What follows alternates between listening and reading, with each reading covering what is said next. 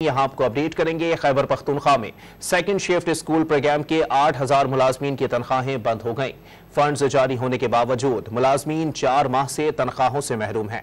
आपको अपडेट कर रहे हैं। खैबर पख्तूनख्वा में सेकंड शिफ्ट स्कूल प्रोग्राम के 8000 मुलाजमीन की तनख्वाहें बंद हो गईं। फंड्स जारी होने के बावजूद मुलाजमीन 4 माह से तनख्वाहों से महरूम हैं। इस हवाले से मजीद जानते हैं डॉन न्यूज के नुमाइंदे अब्दुल हकीम मोमन से। जी अब्दुल हकीम, अपडेट कीजिएगा।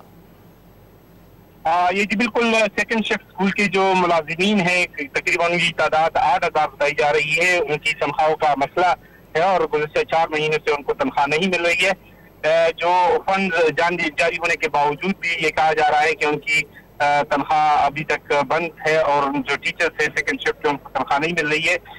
27 बंदोबस्ती अजला समेत कबायली अजला में तालीम से दर्जनों जो बच्चे हैं उनको ये सेकंड शिफ्ट शुरू करवाया गया था। तनख्वाहें ना मिलने से अक्सर असातिज़ा और मुलाज़िमीन ने डबल शिफ्ट प्रोग्राम में काम छोड़ दिया है और सेकंड शिफ्ट प्रोग्राम बंद हुआ है। तो अगर बंद हो तो 55,000 तलबा पर तालीम के दरवाजे बंद हो जाएंगे।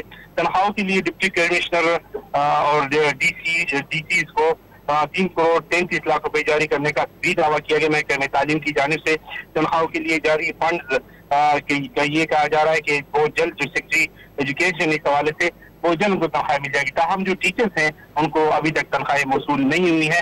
अगरचे महकमे तालीम की जानिब से तनख्वाहें जारी करने का भी ऐलान किया गया है और उनका ये बता रहा है, लेकिन तनख्वाहें मौसूल नहीं हुआ। अगर तनख्वाहें मौसूल नहीं होती है तो ये 8000 जो टीचर्स हैं ये जो क्लासेज है सेकंड शिफ्ट का, ये सेकंड शिफ्ट की जो स्कूल जो हैं वो बंद होने का खदशा पैदा हो गया है। बहुत शुक्रिया अब्दुल हकीम अपडेट करने के लिए।